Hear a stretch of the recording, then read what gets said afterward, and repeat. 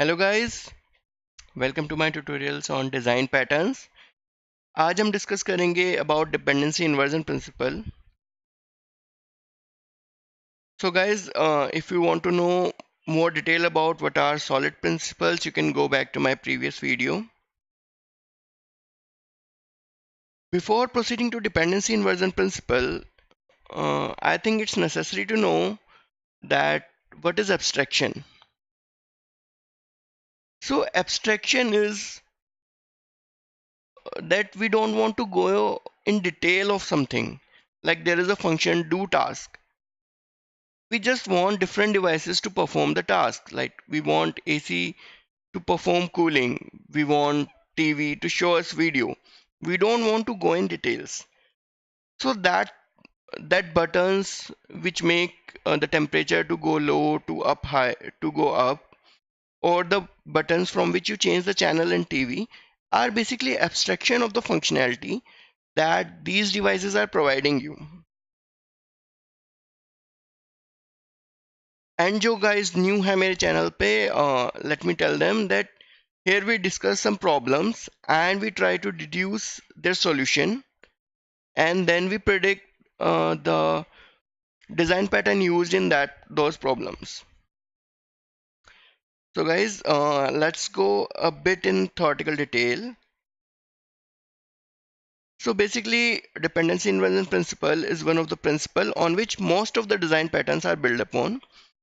Dependency inversion talks about the coupling between the different classes or modules. Its main focus is higher classes are not dependent on the lower classes directly. Instead, they should be dependent upon their abstraction. So higher classes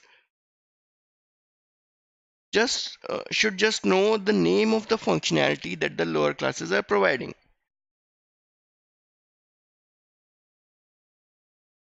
So let's start with the problem. Let's say you have to design an employee management system for a company. And let's say you have two requirements, that you should be able to get salary of each employee and you should be able to tell work done by each employee. So guys, इसका एक it's very basic problem. Let's say in a company you have some developers, some testers, some HRs. So you want to get salary of each employee, you want to work done by each employee. So let's say each class have functionality, like HR can tell what is work done by HR can tell what is salary of HR, right? So let's say we come to this design. In manager we have three lists. Here I am showing two lists. So let's say list of tester and list of developers. Whenever I want to get detail of all the developers and all the tester, I can just iterate through this list and I'll get the detail. Guys, one question: why we have chosen list here? Why don't we? Why can't we choose array list, or something else? So the answer is simple. That in list it is easy to add more nodes and it is easy to modify a list unless until you want to get a particular tester value. Here in our problem, we are having that we should be able to get salary of each employee. So we can just iterate through the list and we can get salary of each employee, and it's easy to add in list. That's why we have taken list here. So guys, what is the problem with design? It solves our purpose, but let's say there is a new kind of employee come in the under the management. Let's say an employee whose position is as an architect come in the company. Now we have to modify the manager class. We have to add a list of architect here, right? So it kind of require modification. What is the problem, basic problem with this design? See, manager class is directly dependent upon tester class. Manager class is directly dependent upon developer class. So manager class required modification whenever there is a new kind of uh, role or responsibility come in the management. What can be its better design? Guys, first of all, there is no such thing like a design is perfect or a design is a good. See, design, अगर आप ऐसा design बना सकते हैं जो कि आपके previous design से बेटर है, so that is a better design. Main purpose, your main purpose should be that the functionality should be resolved.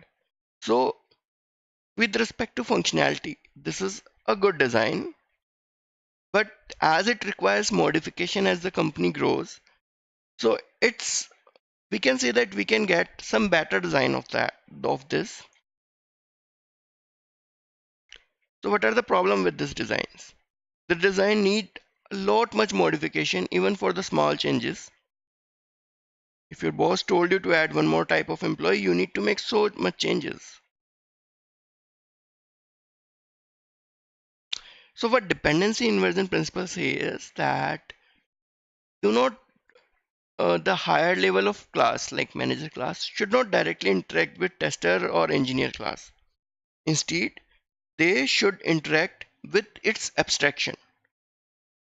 So as we know that all the modules will have same functionality of salary and work, and we don't want to go in detail of that salary and work, we can create an interface class for these two classes, tester and engineer, name employee. In management, we can take list of employee. We can simply have a function add employee, which take interface pointer, and with the help of runtime polymorphism, we can get salary and work done by each employee easily. So now let's say if you got a new employee, architect in the picture. So now it's very easy for you. You just need to add one more class, but you don't need any changes in manager class.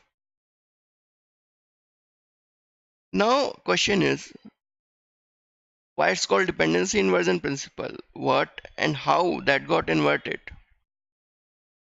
See, initially manager class was dependent directly upon developer and designer. So the arrows are from manager to developer and designer.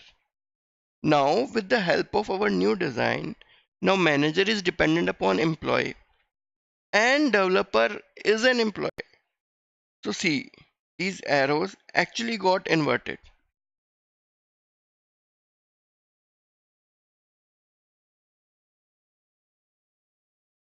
See,